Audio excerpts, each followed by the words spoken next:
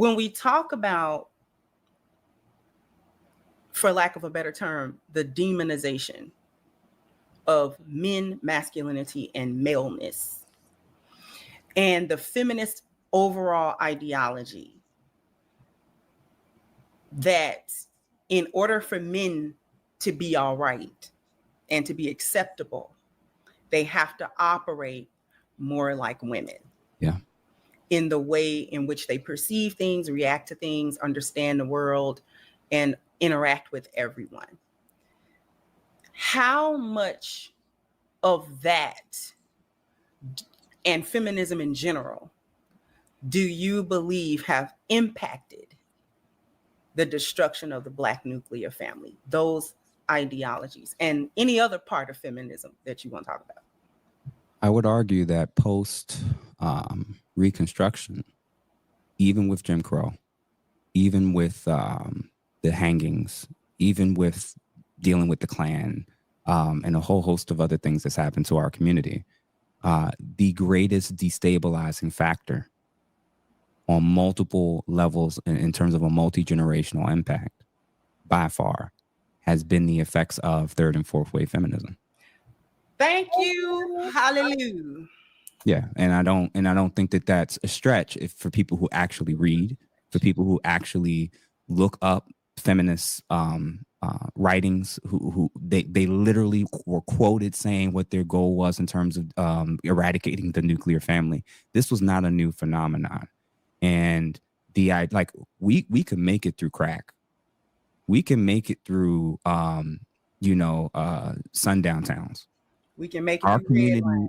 Our community is languishing because of the general direction of how more than half the population is being controlled in terms of this viewpoint of how we see each other, in terms of our community, in terms of the nuclear family, in terms of the need for men in our children's lives.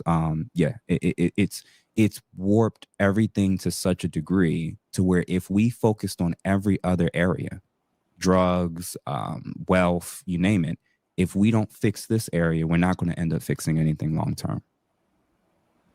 I'm glad that you said that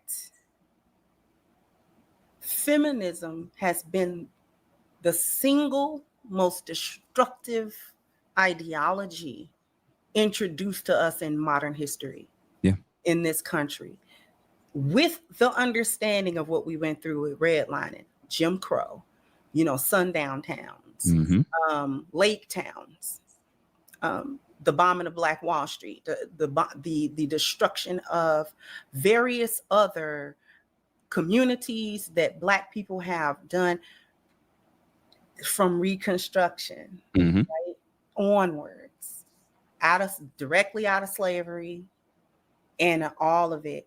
I have likened on my channel, and you probably have heard me say this, that feminism is the child of white supremacy.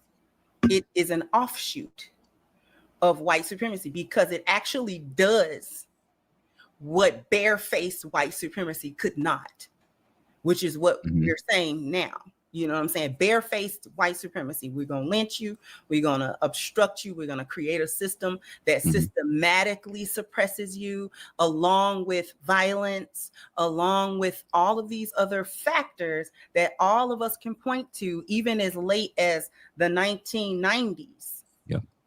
Yeah. Right?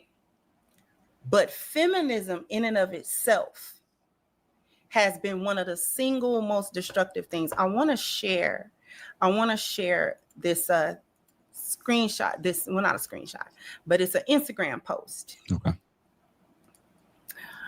that I ran upon. And this struck me. It says, research says Black family reunions have declined by 47%. That's almost half. Since 1997. Main reasons due to elders passing away and unsolved family issues, which I think that they're being very kind and not very upfront about it. Just to read really quickly the blurb that they made about it. Black family reunions have long been a sacred tradition.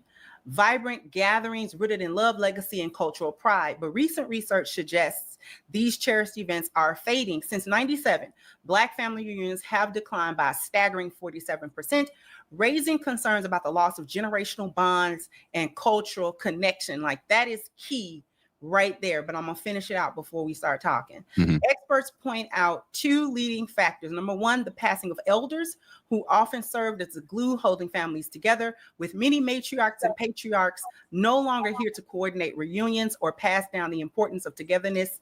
The tradition has weakened. And number two, unresolved family conflicts, which continue to fracture relationships and make planning large gatherings more difficult. Grudges, miscommunication, and generational divides have kept many families apart. This decline is more than a logistical issue, it's a cultural concern. Family reunions have historically played a key role in preserving history, strengthening support networks, and reinforcing identity within the Black community. Despite the drop, many families are finding new ways to reconnect using social media, virtual meetups, or small-scale gatherings to stay united. As younger generations take the torch, there's hope that with intention and healing, the spirit of the reunion can be revived. Okay, so with that being said, I just want your initial thoughts on that. Just what comes to mind immediately for you?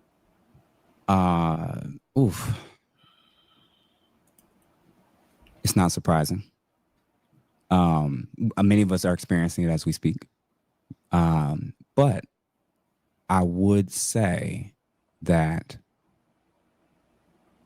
I wonder if with everything you just read, and with all that's broken and wrong, and seeing who's functionally leading the Black community right now in terms of who has the more powerful voice, who's leading us in the direction that's led us to the current outcomes. I wonder, with all those stats, with all that data, and with all the evidence that's around us about we're more broken, we're more separated, we're more alone than ever before, if all who have seen where we're at now and see who's kind of taking charge, I wonder if they're ever going to be open to the possibility that people like me, i.e. men, may have any possible answer for a general direction of how we can fix it. Or are they under the assumption that the same group that got us here is the same group that we need to listen to, bow down to, and keep voting for? I'm wondering. Yeah, that's you. What's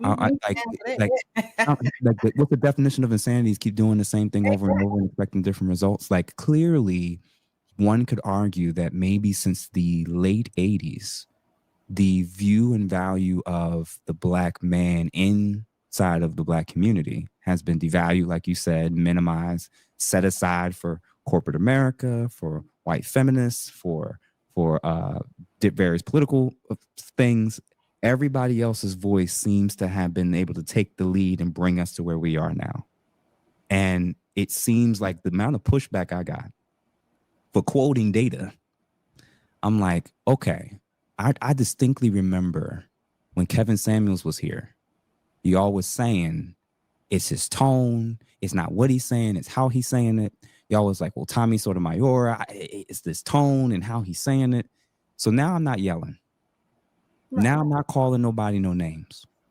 Now you can't say, well, why are you speaking on this? You don't got no background in it. This is my background. Mm-hmm. And I'm looking at it and I'm like, all right, so if you got the background check, you're watching your tone and posture check, you're not being derogatory check. And it's very clear that we are only going to get here if there's such a radical shift. And when I say radical shift, I mean a radical shift in terms of leadership. Not, of course you have your lane. You're obviously a leader in this space, but I'm talking about on a corporate level. We will only go as far as our men are allowed to go. If our boys have to be women or girls, if our men have to kowtow to our women, what I would argue, that's what's got us to this point. So my view is, as bad as it is, no one who doesn't value men's views or perspectives is serious about change.